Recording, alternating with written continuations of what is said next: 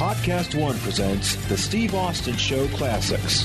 I tell you what, I've been listening to a lot of music since I've been out here, and one of my favorite guys going these days is on the country music scene is a guy named Cody Jinks. Now, Cody Jinks has been around for a while.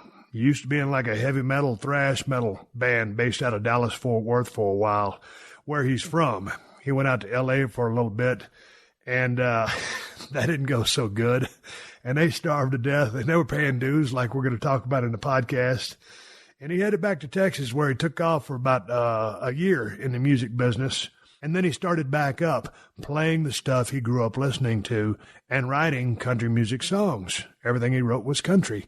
So anyway, all these years later, I guess I've been following Cody and listening to his music for the last, couple years. You heard me talk about it on the podcast. And Cody and I got in contact with each other. And every now and then we'll call or talk or text each other.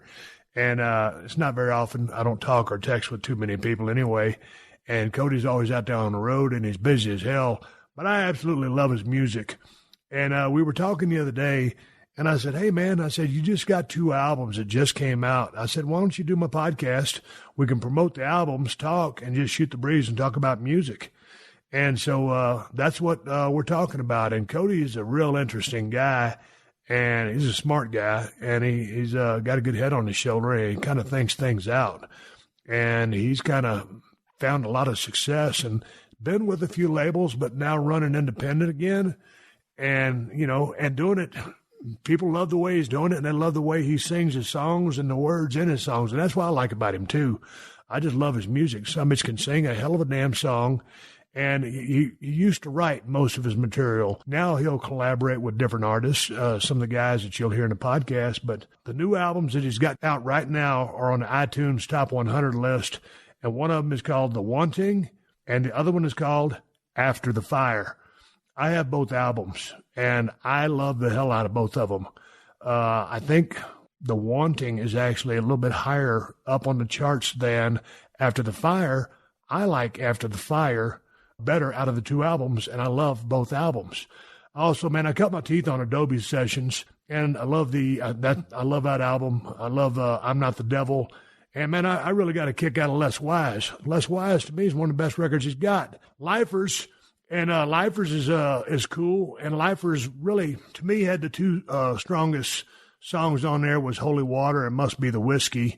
And, a lot of people like Lifers and Can't Quit Enough and Headcase, but I really like those 2 tracks off that album. But anyway, I'm looking forward to Cody coming to Reno area or the LA area so I can see him in person, and we can do the podcast in person again and talk about different stuff. But I hope you enjoy today's podcast. If you've never heard of Cody Jinks, and, some of you haven't, but man, to me, he's one of the best country music singers out there, singers, period. And I just enjoy the hell out of his music. Check out his new 2 albums, which just dropped, and we'll go over those again, The Wanting and After the Fire. But, man, again, I swear by Adobe Sessions, I'm Not the Devil and Les Wise. Lifers comes in there. He's got the 30 album. Check out the podcast and give Cody a listen. On Instagram, he is Cody Jinks, Jinks. Dig it. The month of November is a great month for sports. You've got all the crucial NFL and college football games happening as teams look forward, securing spots for the postseason. Plus, the NHL and NBA seasons are in full gear. The betting odds are yours for the taking. Here's what's going down in college football this weekend. The Iowa Hawkeyes taking on Wisconsin. Penn State facing Minnesota. Kansas State versus Texas. And a huge SEC battle between Alabama, Crimson Tide, and the LSU Tigers. That is going to be a barn burner. Visit our good friends and exclusive partners at PodcastOne, betonline.ag, to take advantage of the best bonuses in the business. Sign up today for a free account at betonline.ag and use the promo code PodcastOne. Again, that's betonline.ag, your online sportsbook experts and exclusive partners of PodcastOne Sportsnet. The new movie 21 Bridges starring Chadwick Boseman, who you may also know as Marvel's Black Panther, and directed by the Russo brothers, who brought you Avengers Endgame, are teaming up to bring the next big action thriller to theaters. I've seen the trailer for this movie, and the intensity and action in this movie is lights out. Chadwick plays a New York City detective who pulls off the manhunt of the century in search of a pair of killers on the run. With high-risk crime, comes extreme measures. The clock is ticking, and the entire island of Manhattan needs to be shut down.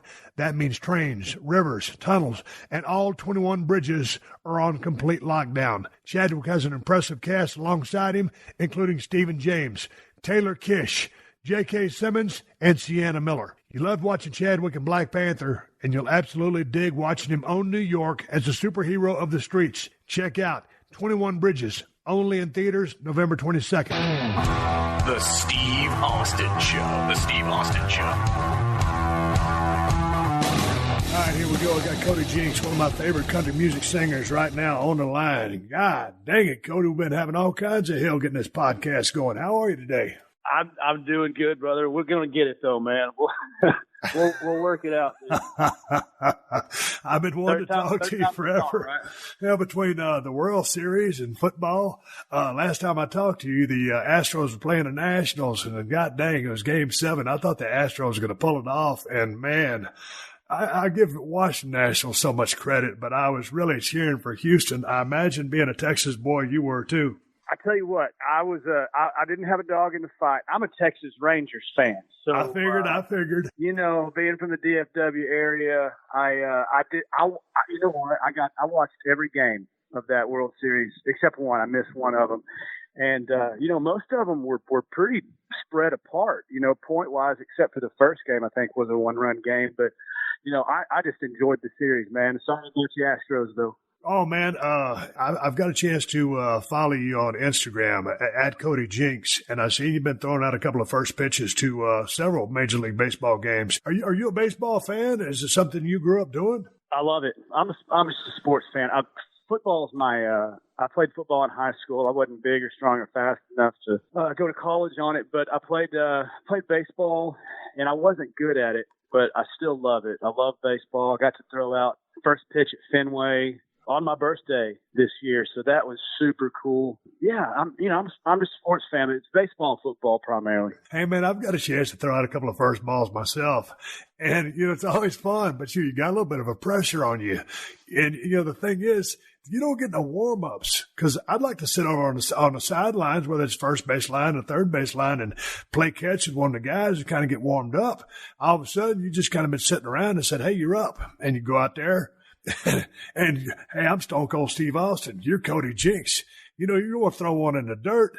Are you nervous when you go up there and throw that first pitch? Yes. Actually, it's funny. A buddy of mine, Andrew Kashner, who pitches for the Red Sox, he was catching the pitch, and he goes, "Whatever you do, dude, do not put the ball in the dirt. They will boo you." And I'm like, "All right, cool. No pressure." And he goes, "Oh." And he goes, "And you got to throw from the rubber." He goes, "None of that scooting up crap." He goes, "You throw from the rubber." Yeah, pressure there. But they actually let me warm up a little bit. The foul ball, the lady that catches the foul balls down the third baseline, she goes, "You want to warm up?" I said, "I'd love to." So I threw probably 4 or 5 balls, and they let me warm up a little bit. But I got it there. It was a little high, but it was right down the middle. Hey, speaking of, sports, and you're playing a little bit of football today, Saturday, as we speak. Are you a college football guy at all? I do. I keep up with it, and I'm a TCU fan.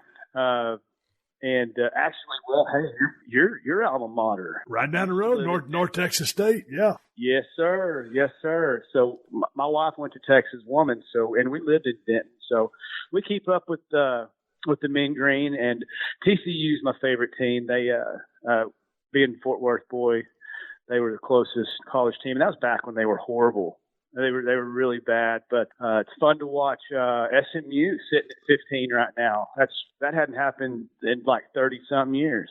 Man, and Shane Boucher, however you say his last name, they had a quarterback controversy between him and Sam Ellinger over at University of Texas. So Boucher goes over to SMU, of course, Dallas school. And, of course, the last time SMU was really in prominence was when the Pony Express was around with Eric Dickerson and Craig James. And, of course, that was when, kind of like when I was a senior in high school, those guys were running roughshod over the entire nation.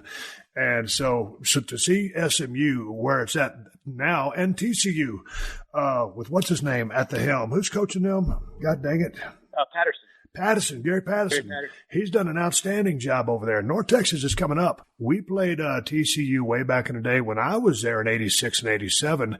We were still a Division II school, and now they're Division I, and we went over there, and we should have beat those guys, and I'll be danged if they didn't beat our ass. And, at that time, they weren't so great, so we were going to go over there and whoop up on them. But, it turns out we were I believe we were 3-8 and 2-9 the years I was in North Texas. But anyway, I digress. Do you have a favorite pro football team? Pro football team? Cowboys. Dallas Cowboys? Yes, sir. Dallas Cowboys. Die hard. Through and through. God dang it, man. Are you frustrated because they busted out of the gate? What were they, 3-0, something like that? They was coming in winning record, and then all of a sudden, and I love the Dallas Cowboys, but I love a lot of teams. I'm just a football junkie, and I kind of follow, coaches, players, storylines, what's going on where. And then I said, I don't want it to happen, but the wheels are going to fall off. And as I predicted, the wheels have fallen off. What do they do to get that thing on the right track? Fire Jason Garrett. And I hate to say that because I don't want to see anybody, lose their job or anything like that. But, it fell off. We started off going 3-0, and then we dropped 3. We dropped one to the Jets, man. They just came out and just, it was awful. It was ugly and awful. I think the pieces are in place. I'm a Dak Prescott fan. I mean, we got, Dak and Zeke and Amari Cooper and Cobb, and, our O-line's pretty banged up. Our tackles are hurting right now. But anyway, we had that week off. Maybe we can come back out and get it going. But, it's been fun to our backup team is the Saints, my wife and I. My dad's from Louisiana, so we always watched the Cowboys and the Saints, and big Drew Brees fan. So it's cool to see Teddy Bridgewater go over and take over that team and while Drew was out. So that's been fun to watch. 49ers are off to golly, they hadn't had this good a start since Montana was a quarterback there. So yeah, it's fun. It's a fun thing. We love it. My wife and I go to a different stadium every year for our anniversary. I think we've been to 7 different stadiums, and this year we went up to Kansas City, and we got to watch Patrick Mahomes play. Boy, that guy can sling it. Yeah, he's a fun guy to watch, and I was a little bit worried. Yesterday was the first day, or Thursday night football was the first night I got a chance to watch San Fran, and everybody, I knew they were undefeated. There was a hot team. And, hell, I'll tell you what, Kyler Murray and those guys, they turned it into a ball game, going towards the finish there. And I said, oh, holy smokes, they might end up beating these guys. If they had another 10 minutes, or 5-8 minutes, they might have. But San Fran hung on. And it's good to see Garoppolo coming back from that injury. He's having a great year. All the pieces they got, they're dangerous as hell. And boy, I tell you what, they're just a fun team to watch. Yeah, they are. Gosh, what was this? A 3-point game, like 28-25, something like that. That was final score. Super close, they are fun to watch. Anyway, that guy reminds me so much of Daryl Johnston. It's super fun to watch. Hey man, let's go back to you've got 2 brand new albums out. And both these things busted out, and you released one of them. Then a week later, you released another one. You come out with After the Fire on October 11th, and then a week later, you came up with The Wanting. Now, what was the strategy between releasing 2 albums a week apart? The original concept was to do a double record, and The Wanting is really talking about kind of the road life and trying to discover, go deeper into your art and just getting out and doing the thing. And then After the Fire is kind of more talking about the home life, the settling down, coming down period. So we ended up with 22 songs, and it was really easy to tell which songs were going to go on which record. So originally, like I said, we'd wanted to do a double record. We got in, we had 18 songs ready, ended up coming out with 22. We wrote a few more in the studio, and the songs really picked themselves to go on which, either one. But, like I was saying a while ago before it cut off, I was just so relieved to have both of them out, October 11th and then the 18th, and both of them charted really well. Super pleased. It couldn't have been any better, really, especially for an independent artist. So just a big sigh of relief. I'm just glad they're out. Why are you an independent artist? I mean, you were with a record label, right? And now not so much. Yeah, I did. I did a couple records with a company called 30 Tigers. They're great. They're a lot like a label. We had more of a distribution and publishing deal than we did actually what you would consider like a proper record label contract thing. The Lifers record we put out with Rounder, yep. And it's a major label. It's a smaller major label, but they were great. They did everything that they said they would do. We did everything that we said that we would do. So, the deal was good, really good on the back end. I had a really good percentage, the gross and all that kind of stuff. So they really were great to me. But, we got to the point, my management and I, we were like, we've been doing it pretty much by ourselves anyway. Let's go back to that formula. The company that, started is called True Grit, and then True Grit hosts True Grit Presents. There's two companies, AEG and Live Nation are two of the biggest, companies that do the promotions for the shows and stuff, like put shows together and put you in different clubs and stuff like that. But we've learned over the years how to do it ourselves. So a lot of thought goes into making a decision to put a double record out or two records out at, basically the same time, and seeing if you can go hit number ones with them as an independent artist. And we proved that, it can be done. You don't have to go the record label route. It's a lot harder not to, but in the long term, it's a lot better for me. I'm pretty hard headed. I do things my way. I don't know. It just it works out better being an independent artist. Man, it sounds very intriguing. I've been listening a whole lot. I knew we were going to get a chance to talk, and I have all of your albums, but I started listening to some of the older ones. And on Less Wise, you have the song Hippies and Cowboys. And there's a little shot there at Nashville. What's the relationship between you and Nashville? Do you fit? Do you not fit? Are they pushing you? You're one of my favorite guys. So what's the story with getting played on the radio today? Because you're everywhere. You have a rabid fan base who absolutely love you. Where are you at with that? Starting with Hippies, it was a time I wrote that at a time when. You have Nashville, and then you have, down here in the South, they call it the Texas Red Dirt scene. And I didn't really fit into either scene. It was really strange. I remember 15 years ago, somebody saying, hey, nobody covers Merle Haggard anymore. Nobody, and I'm like, well, I do, so I'm kind of in Texas, so I'm lumped into a scene that I didn't really adhere to what was going on there. Nashville had already started the descent into the pop country thing. So Hippies and Cowboys, really a shot at Nashville and the Texas music scene. It was a shot at everybody because it was just kind of saying, hey, you don't have to be labeled this. You don't have to be labeled this, So it was, I've never been a part of any musical scene, and live, we say never been a part of any bullshit scene, but that's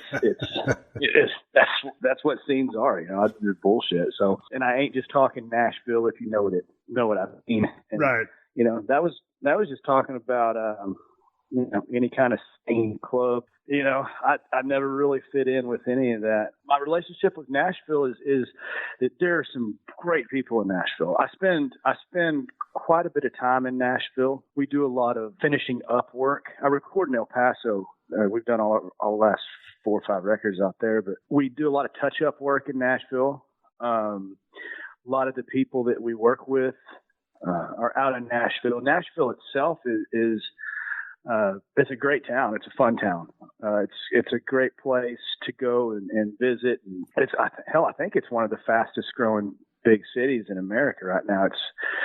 It's insane how big it's gotten since I started going out there. But there's also a lot of people in Nashville that I don't care to be around, and that have given the music business a bad name. But when we get together to rehearse new material, a lot of us meet in Nashville because we're the band and crew spread out all over United States. So my buses, they both stay in Nashville.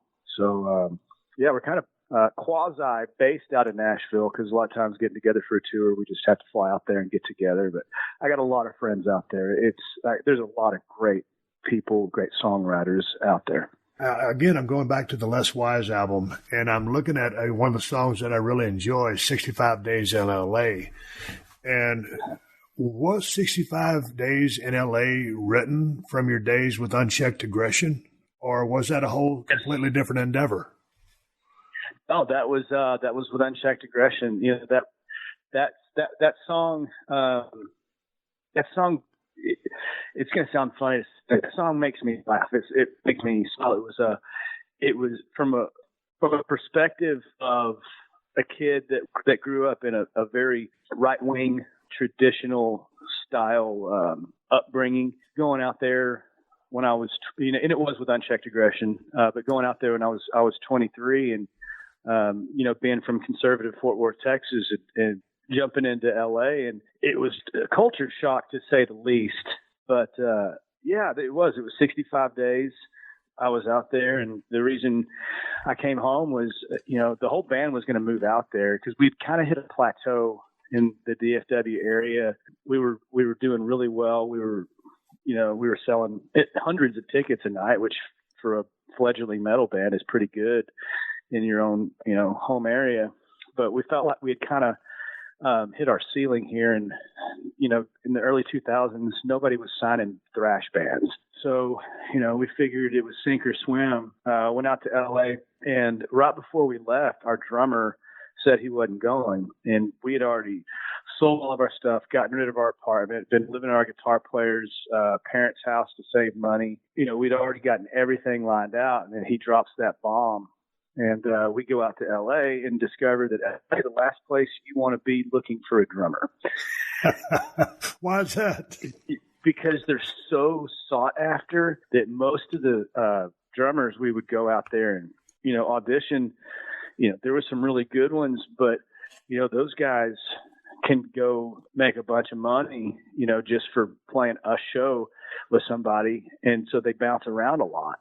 And, we were looking for one guy and we weren't making any money. And so it's hard to convince somebody, hey man, we're going to make it. We're going to really do it if you just come be a part of it and be broke with us for a while. That doesn't happen in LA with a band that, is really little known out there. So yeah, kind of one of those deals where came home with our tails tucked between our legs and tried to get it back together after we got back home, but there was so much bad blood between me and another one of the guys that decided not to go with us. Man, that's such a fine balancing act of just trying to. You're the main guy, you're Cody, but if you're just in Unchecked Aggression, your metal band, well, seemingly it's a bunch of guys that got to coexist together. You look what happened to the Eagles after they broke up, and then they got back together. It'd be five different jets flying to a show. Those guys just hated each other, so it's a hell of a dynamic. Speaking about Nashville, when I first broke into wrestling business, I started there at the Dallas Sportatorium. After a few months, I remember the Sportatorium. Yeah. Well, after a few months, Jerry Jett, the promoter, sent me down to Tennessee, and I ended up in Nashville, Tennessee, on the Dickerson Pike at the Congress Inn Hotel. And it was a shitbox hotel, and I say this respectfully, it's still there. And the people that ran it were nice enough to just let me pay whenever I had the money to pay. So, and that's how I got by. And I was damn near starving to death. When you guys were out there as Unchecked Aggression in Los Angeles, where were you staying? What was the lifestyle? Because I can imagine in the rock industry, it could be living a little bit fast. But tell me about the money situation and how you guys hustled or where you guys lived as far as paying your dues in the music business. I think shitbox is a good term for where we lived. And as far as the money situation, there was none.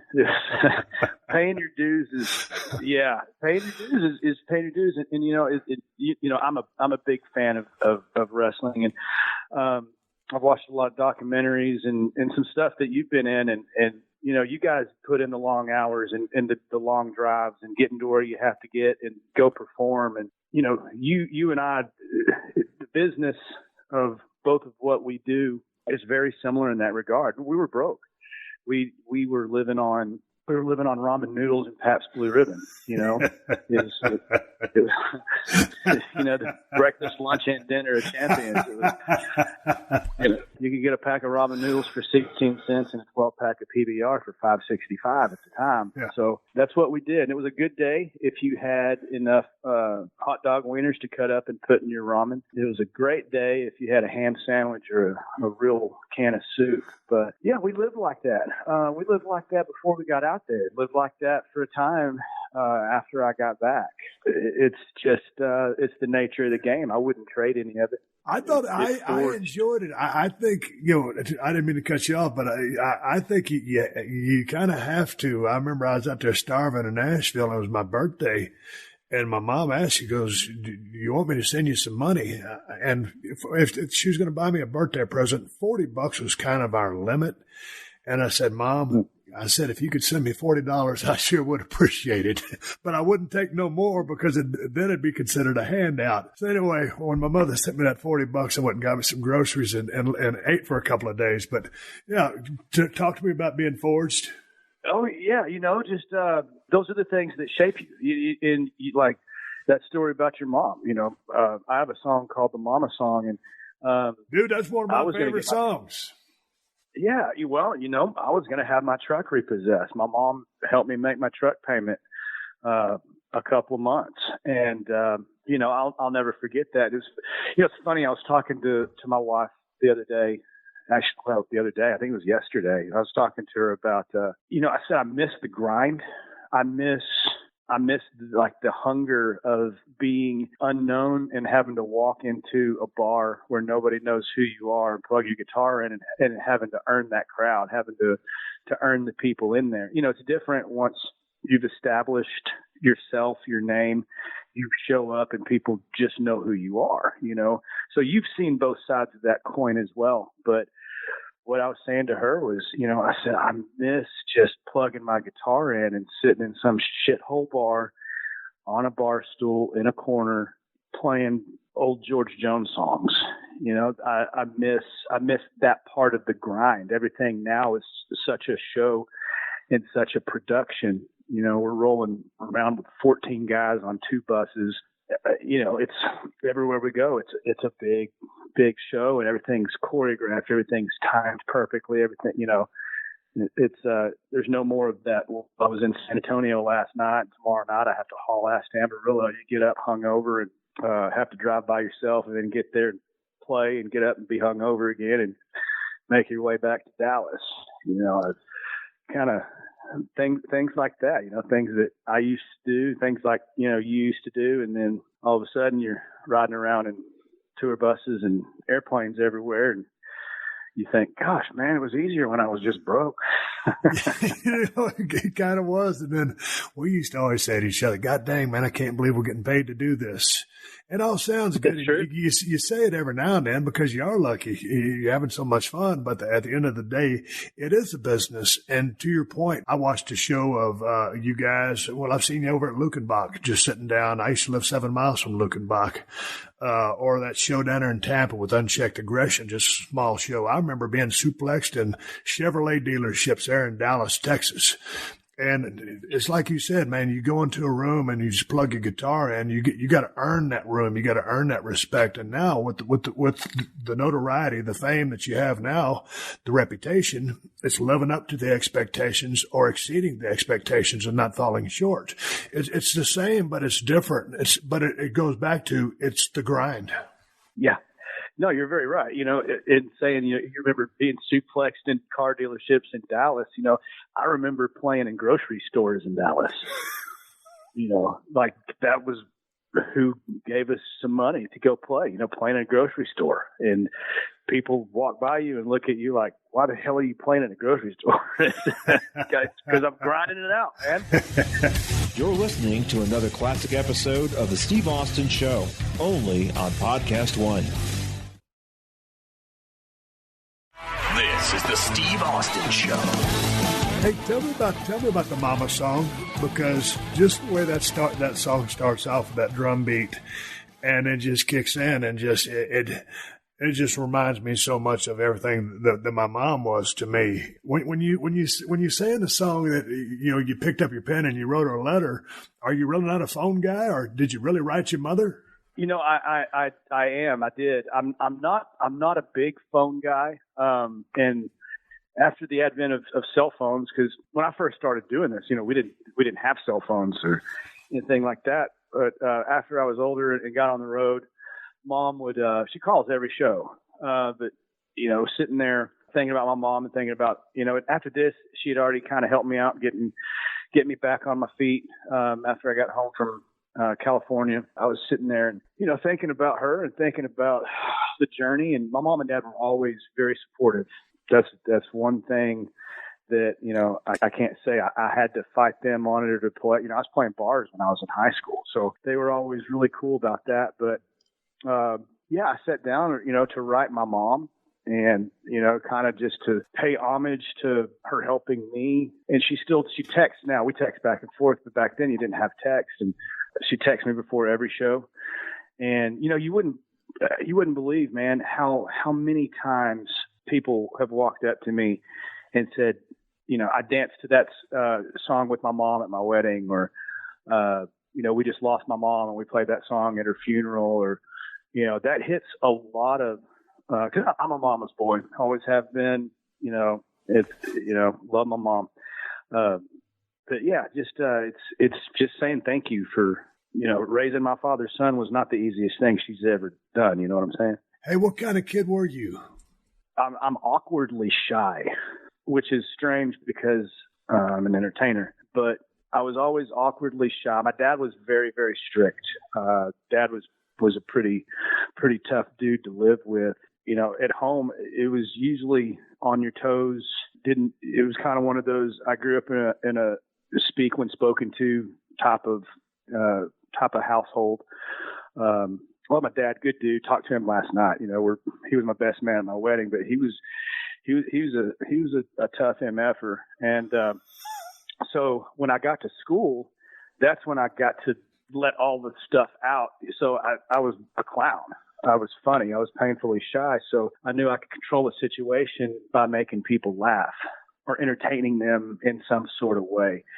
So I was a fun kid. I had a good group of friends that we still hang out to this day. But normal, man. I loved sports, loved music. I was always outside. It was always in the street, playing football, playing baseball, riding bikes. Pretty normal kid, I guess, in that regard. I read that after you guys came back from L.A., 65 days in L.A., and that was enough for you. I've lasted 15 years out there, and people still say, God dang, Steve, how you last so long? I don't know, but I'm still there, but right now I'm in Nevada. But I read that after you experienced what you experienced in Los Angeles, you took about a year off from the music scene, and then you kind of returned to your roots and started playing the country music that you grew up loving. I know you're a big Merle Haggard fan. So what did you do on your year off, and why did you take the year off? Was it that hard on you? It was. I was brokenhearted, man. I was completely devastated. I thought Unchecked Aggression was going to be, I thought that was it. I thought that was going to be, the typical, story like a Metallica or a Pantera or an Anthrax or whoever. A bunch of kids got together when we were 16, 17, 18 years old and had a 7-year run with it. After that band broke up, like I said, I was brokenhearted. I was devastated. I was 23. I'd been with my wife for 7 years. We weren't married. We'd just been dating for 7 years at that point since we were like 16 years old. And I was a mess when I got back from LA. My band had broken up. I wasn't taking good care of myself. You know what I mean? And yeah. Running fast. I had to get my head screwed back on. I knew I needed to make Rebecca my wife. I knew I needed to get back on my feet, just take some time off.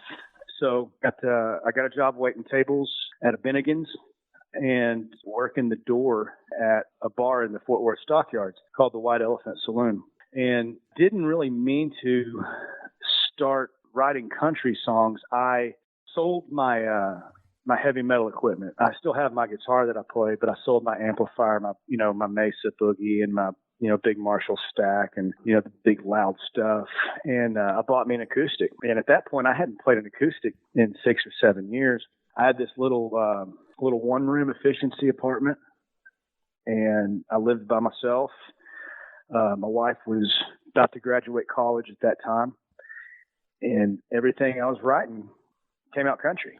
It was really strange. You know, I've joked about being the only guy I know that didn't mean to be in a country band, because I didn't know what I was going to do, but everything I was writing was a country song. I guess, you know, I was sad. I was in kind of a weird place in my life, and you know, I was listening to a lot of Merle Haggard, and I was listening to a lot of Johnny Cash and Waylon Jennings and Willie Nelson and all those guys. And, started doing open mics, at the place that I worked at. They had an open mic every Tuesday. And I remember being so scared after, you know, I'd been, you know, up on stage screaming and yelling for, you know, the last number of years. I remember first time I sat down in front of a room full of people with just my guitar and had to do 3 songs for this open mic night. It was uncharted territory for me. Yeah, that's where it came from. That's how, I guess, you, like you said, having that full circle moment, went back to where I started. Was writing songs always something that just naturally happened for you? Because I know you collaborate and work with other songwriters now, but you kind of, you know, almost exclusively, you know, wrote all of your stuff. What's your thought process when you go to write a song? I mean, how do you know what you're looking to say? That's a good question. Sometimes you don't know what you want to say. Sometimes you just have to sit down and write. It's different. The process is different for a lot of people. A lot of people like to write in the morning. A lot of people like to write at night. A lot of people like to write the lyrics before they get the music. A lot of people like to do that, vice versa. I've never had a real formula for it. I write down ideas on little slips of paper. Yeah. And I put them in the drawer, and I'll go back and look at those. And sometimes I'll just get them out, put all the little pieces of paper together and see if I can make something out of that. You're right. As far as it used to be me just solely on all the records, I've always felt like the lyrics were, you know, kind of my own personal burden. So sometimes you'll have an idea that pops in your head and you just write it down and you get it done in 15 minutes. And, you know, 65 Days in LA to this date took me the longest to write. It took me over 6 years to write that song from start to finish. It's tough to say. I'm undisciplined. A lot of writers are disciplined in how they write, when they write, where they write. I don't know. I don't write a lot on the road. I write more at home, just because on the road I'm busy, and you know that's not really where my headspace is. But collaborating now that I'm older with some people that I found in this business that are some of the, in my opinion, best writers in country music, and just have become friends with them over the years. That's helped me. That's helped me elevate my game in terms of being better, you know, because when you take guys like Ward Davis and Tennessee Jet and Josh Morningstar, you know, those guys have been helping me write songs for, you know, the last 3 records.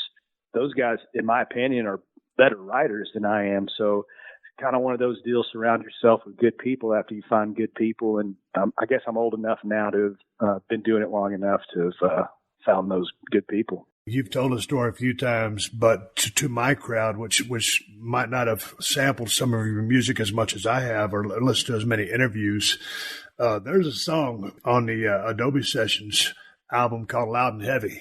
And again, well, damn, I could say that's one of my favorite songs.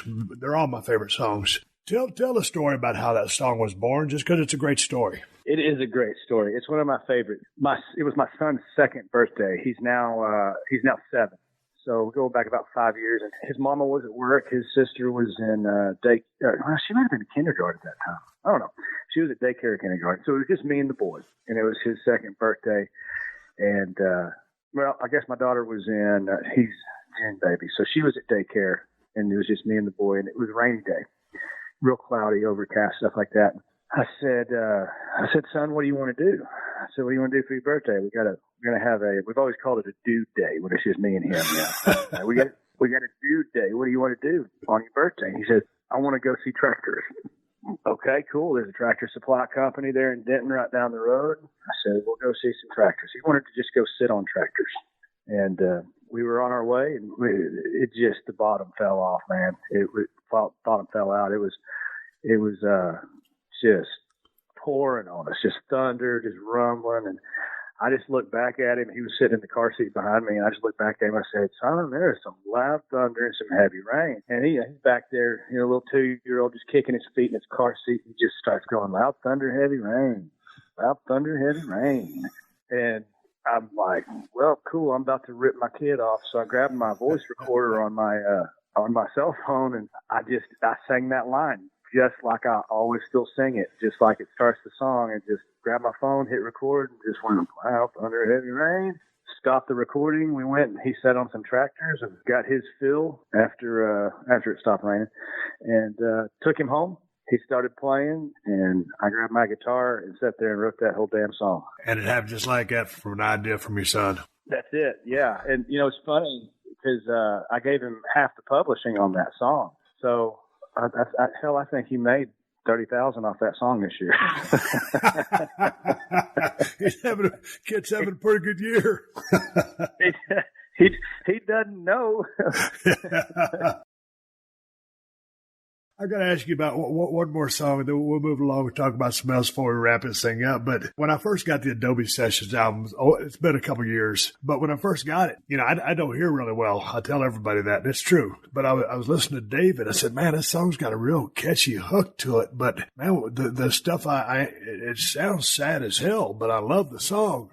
It's like the saddest song that it was ever written to a really great, whatever you call it, tune. How in the hell was that song born? Because I love that song. It's one of my favorites that you do. There's 30 more.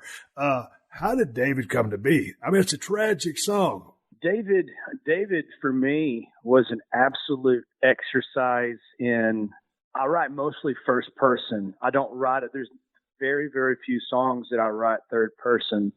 That was an exercise for me. And you're exactly right. You nailed it right on the head. The music is really fun and upbeat and catchy, and the lyrical content is absolutely devastating. So, I love, that kind of paradox of having a really fun sounding song that is really, really sad.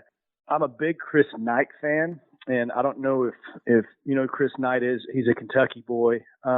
He writes some of the meanest, saddest, catchiest songs. And I've always been a big, big fan of his. So in that song, I really tried to dive into my inner Chris Knight. I get asked more about David than any song by far. Even Loud and Heavy, I get asked about David more, and people want to know, is it a true story? People want to know, did I actually serve in the Marines, and all this kind of stuff. And the answer is no, I didn't. I know that there's a lot of commonalities. Military guys ask me, police officers ask me all the time about that song, because a lot of those guys have lived through something like that. So, I think it was one of those deals where I'd heard a story about two guys going two different ways, type of thing. And that song took me about a year and a half to write, but still one of the crowd favorites. That's one that you have to play every single night. That one never gets kicked out of the rotation, and people rock out to it too, but it's I don't know, it's fun. It's a fun song. It's just really sad. It's the funnest sad song I've ever heard in my life.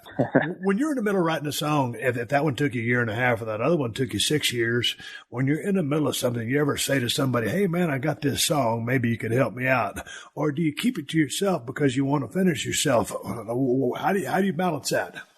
That's another great question. It goes both ways, Steve. It's kind of one of those deals where if I get stuck on something and I feel like it's going to be a badass song in the end, it's hard to go to another writer and go, hey, I'm stuck. Can you help me finish this?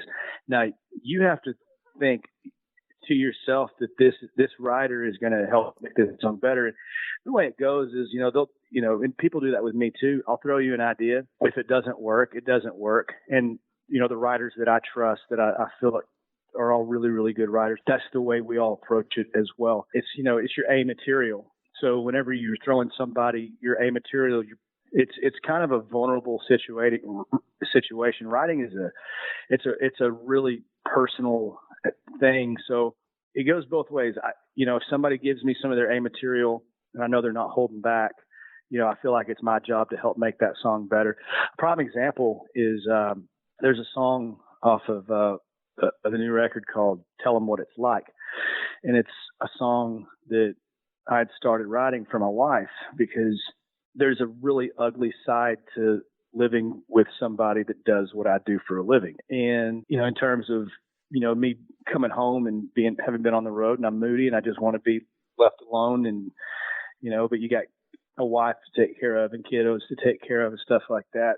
And everybody sees this very glamorous side. So they don't see whenever I'm at home and I'm being a grumpy asshole and everybody wants to talk to my wife about how cool it must be to be married to me, when in fact it is probably not always cool. I had two verses to that song, Tell 'Em What It's Like, and I couldn't finish it. I knew just we needed one dynamite chorus to make it happen, and I was sitting on that song 4 or 5 months, and Josh Morningstar came over to the house to write with me, and I showed it to him. You know, he's married and has kids as well, and he's a road dog too, and you know, he teared up and he goes, "Oh my God, dude," he goes, "people have been trying to say that for years," and he just ripped the chorus out right then and there. He's like, "Play it again." So I played him the 2 verses again. And he went right to the chord progression on the guitar, and that never changed. And then he started just spitting the chorus out. And it was kind of one of those, like, holy shit, that's awesome. Like, yeah, keep going, you know. So that, you know, prime example of having another songwriter that you trust, you know, come in the middle of a song, and he made it so much better. It's got to be an interesting dynamic, a song like that, and then almost like you're pouring your heart out, or here's your A material. Keep it like a guy. Here's my A material, but God dang, it's a good tune, and he feels the vibe and knows where you're coming from. And I would imagine you guys are probably more than just good friends, right?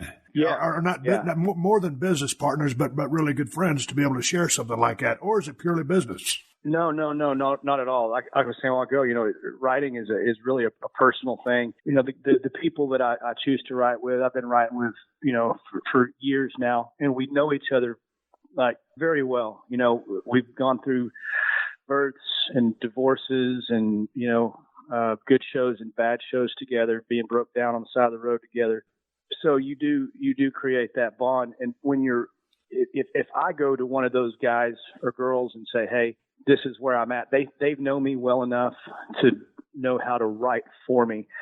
Just like my buddy Ward Davis was, he was, you know, going through a divorce, and we wrote a song called Colorado for him, and both of us ended up recording in our records. But I had to get, and just knowing him and having, you know, been friends with him for so long, I had to get into his headspace and write like him, you know, from his perspective while we were writing that song, because that song wasn't about my life. That song was about his life. So that's interesting. It's you really, you know, have to trust that person. That's, you know, I've cited these guys before, you know, like your Merles and Whalens and Willies and your Johnny Cashes and your Chris Christophersons, all those guys that used to record each other's songs. Write songs together, perform together, you know, and I'm not comparing us to them by any, you know, stretch of the imagination, but, you know, it's the same kind of concept. You know, some of the guys you just mentioned, you know, would have been considered part of the, you know, the outlaw country music scene way back in the day. And sometimes, you know, kind of some of the guys that you tour with, you know, yourself, like a Sturgill Simpson or Whitey Morgan, or would Chris Stapleton or Jamie Johnson be included in there? Sometimes you're equated with outlaw country music. Where do you stand on that? Because when I see Cody Jinks, I just see or hear a really great artist who's singing really great songs. I don't really understand the outlaw part. Can you explain that for me? Does that make sense?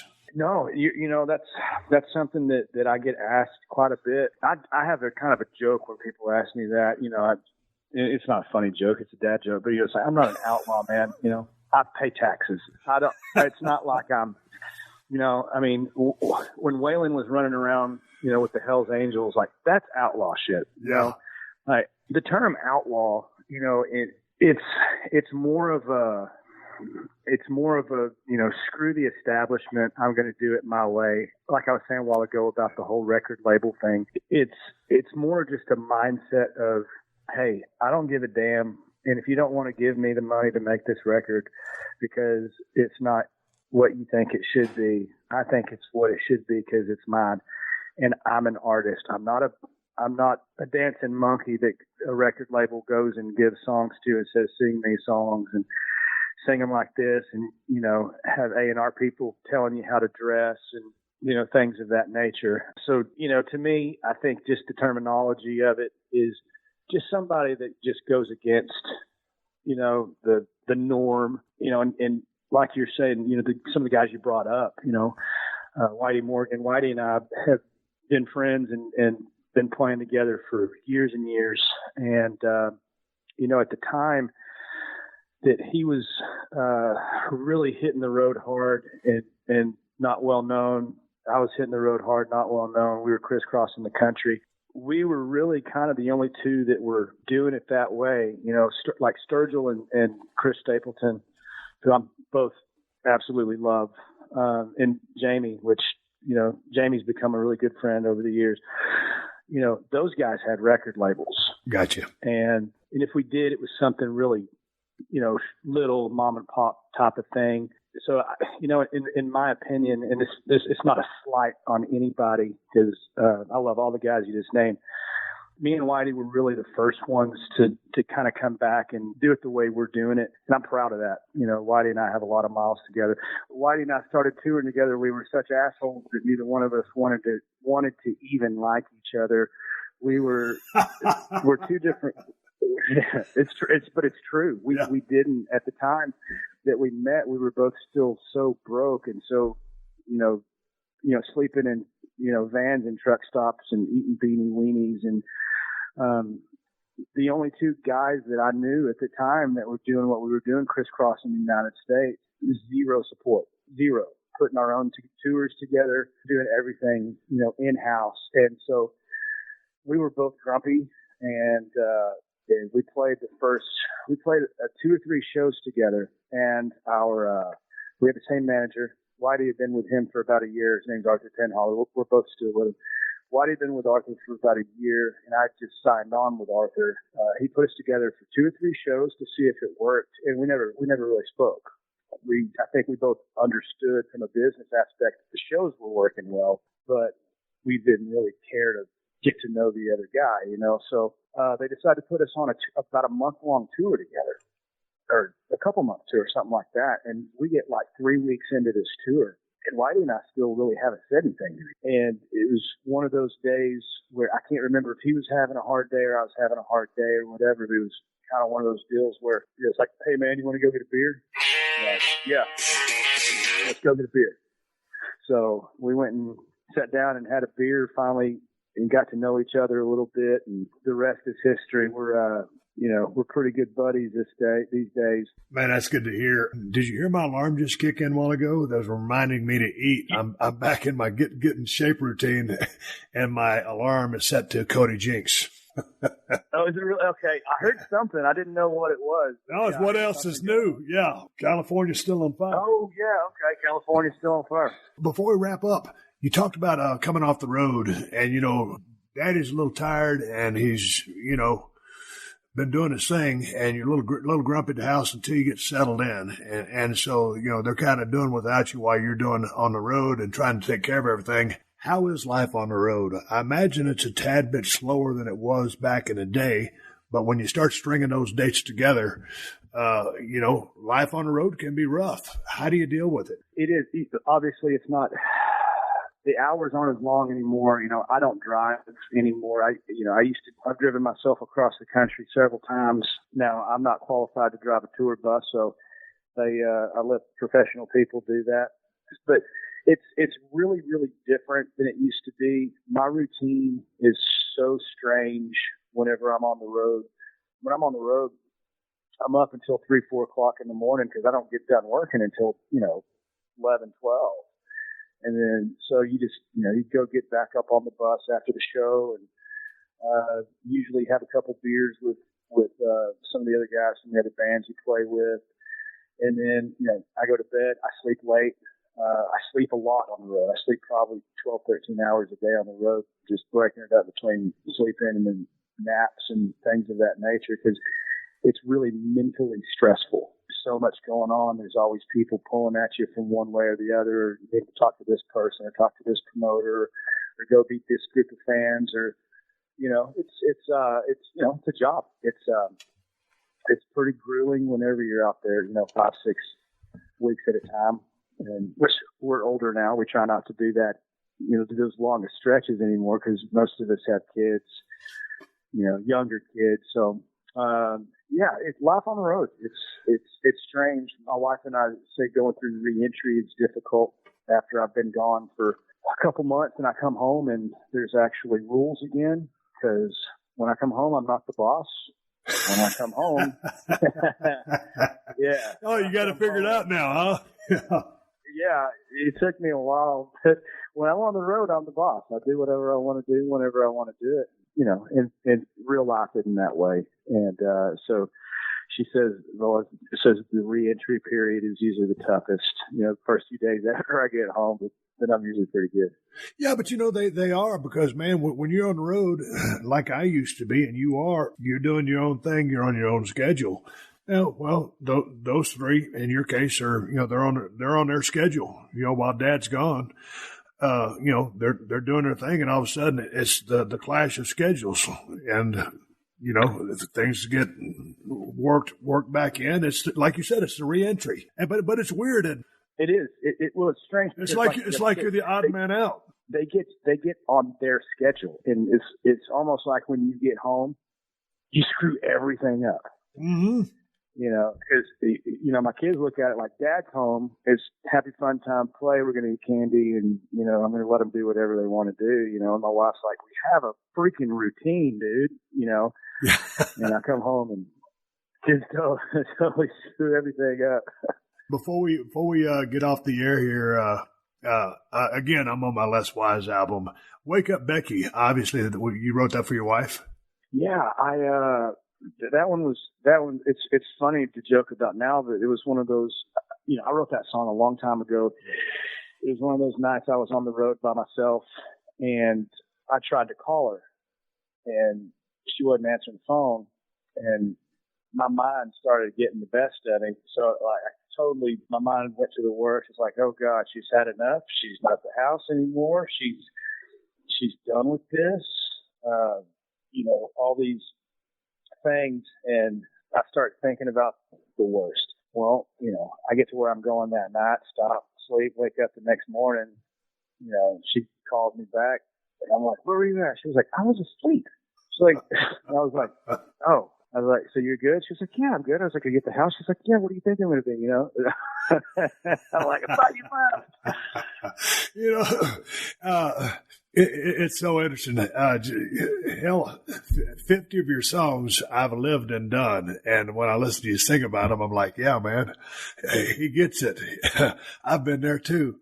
I continue to enjoy your music. And if you ever get out to Los Angeles, we got to talk in person. And I'd love to see you live, come to your show. Or if you're in the Reno area, when we're out here in Nevada, if you ever play Reno or something like that, or if you're in Vegas, hell, I'll drive to Vegas and see you. But we got to do this live, and I'd love to see you live. But I sure have enjoyed, the few conversations we've had or text every here and there. I appreciate the music. When I used to drive up down the road, I was listening to Merle Haggard, George Jones, Conway Twitty, Keith Whitley, Conway Twitty, just my guys. Hell, Alabama was great back in the day. Just I can't remember the rest of them, but these days I still listen to those guys. But most of the time these days, when I'm riding down the road, I've got something from Cody Jinks playing on my iPhone. So thanks for all the music. And I wish you the best of luck with everything, and congrats on the new 2 albums that you just put out. Oh, thank you so and much. I'm going to plug those again at the end of the show. But the people that don't know about Cody Jinks, that are more wrestling fan base, can go out and check out these 2 albums, which I highly recommend, and anything from the body of work from Cody Jinks, I think you'll enjoy. So it's been good talking to you, man. hey man, it's been great talking to you. And can I end on this one thing? This is super funny. Oh, absolutely. You know that my son was you for Halloween, right? I told you about that. Showed you the video. Yeah. Okay. Now the other night we're up in Silverton, Colorado. We got a place up there this year, and Halloween. We just got back yesterday, and he was walking around the neighborhood as Stone Cold Steve Austin. The first house he goes to, we've never met this neighbor. First house he goes to, she opens the door. He says trick or treat. He and my daughter say trick or treat. She gives him candy. He's 7. He didn't say thank you. The first thing he said was, "Can I get a hell yeah?" And her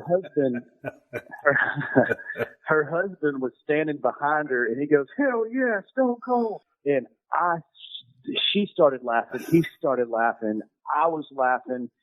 And, I was like, "Dude, say thank you." So he's walking back up, and I go, "Hey, man," I said, "that was really funny, but that's probably not how you need to just say it, at every house you go to." Anyway, I had to tell you that. It was so damn funny. Oh, that's great. Glad it was me. I got a lot of pictures on Twitter and Instagram from people who dressed up as Stone Cold Steve Austin, and I retired so long ago. I'm glad that people still remember, much less your son, who's a youngster. So I appreciate the support. Yeah. And give me a hell yeah. It's not the best thing to say after getting some candy. It's probably better to do the old patented thank you very much.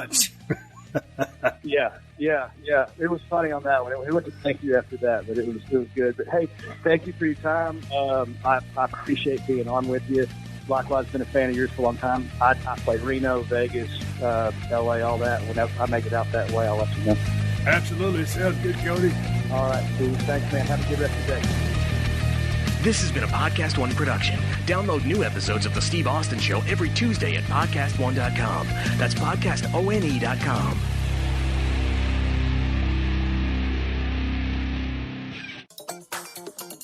I love reality TV on Pluto TV. Same, and I love that it's free.